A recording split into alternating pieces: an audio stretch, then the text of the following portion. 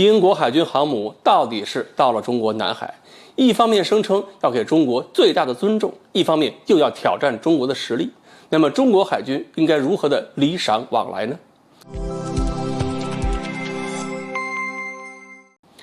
各位网友大家好，我是刘小飞。英国海军的伊丽莎白女王号航母战斗群从英国出发以后，一路上披荆斩棘，受过俄罗斯惊吓，经历过战舰趴窝，总算是踏平坎坷成大道，斗罢艰险，又出发了。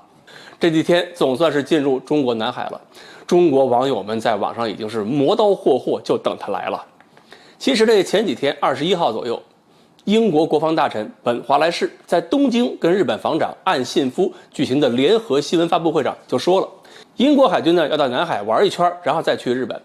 为了让日本人开心，这个在日本玩够以后，女王回家的时候呢，还得留俩小的给日本。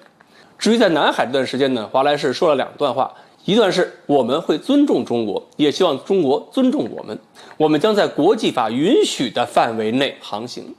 让中国不必为此紧张或者焦虑。另一方面又告诉日本，这个举措旨在对抗中国在该地区的活动。又要尊重中国，又要对抗中国，什么意思啊？什么叫老牌帝国主义国家？什么叫职业的这个搅拌棒？华莱士这番话就体现了一个祖传的手艺，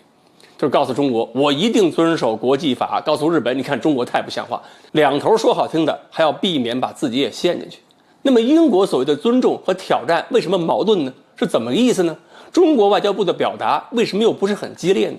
因为英国的玩法我们已经经历过，也很清楚。英国说的尊重中国和国际法是什么？意思是对西沙这样的中国有明确主权，并且标出了这个领海基线的海域，英国不会擅自去挑战，不会轻易去碰。但是南沙水域不一样，1996年、2012年，中国2次公布领海基线都没有画南沙附近的领海基线，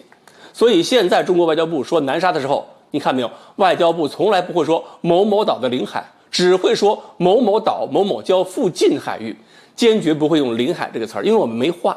而且根据国际法，我们既然是承认并且签署了国际海洋法公约，那么这些条约我们也要说清楚的。人造的那些岛，它确实没有12海里领海，所以英国的算盘就算在这里边。它这么宽的海域不走，一定要在这些地方靠近中国的岛礁穿过去，让你中国不舒服。偏偏还没有违反国际海洋法公约，因为你没有12海里领海啊，而且你也没有宣布领海基线呢。所以也就谈不上跟中国宣布的领海基线冲突，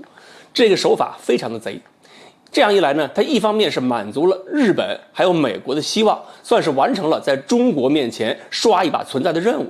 可以让日本、美国很开心。另一方面呢，它给以后的中英关系发展、经贸往来也留足了余地，所以中国的反应也不会特别激烈，因为这些手腕、这些个小窍门是什么，我们都很清楚。国内有些媒体啊也很激动，说英国航母这次来就是来挑起中国南海战役的，哪有这种战役啊？就这种说法呀，有点侮辱国人智商，也有点吹嘘英国实力。英国根本就没有胆子干这个事儿，我们有些媒体啊吹得比英国还积极。所以英国航母编队进入中国南海之后呢，中国海军需要盯住的是编队里边那些随行的美国舰艇，这些家伙呢真的有可能在经过西沙附近的时候往我们的领海里钻一钻。对于英舰，对于女王号，我们好好围观就行了。英国和美国的区别就在于，美国呢经常会引用1958年的国际法对抗中国所认同的联合国海洋法公约，来挑战中国的西沙领海基线，而英国根本就没有这个实力。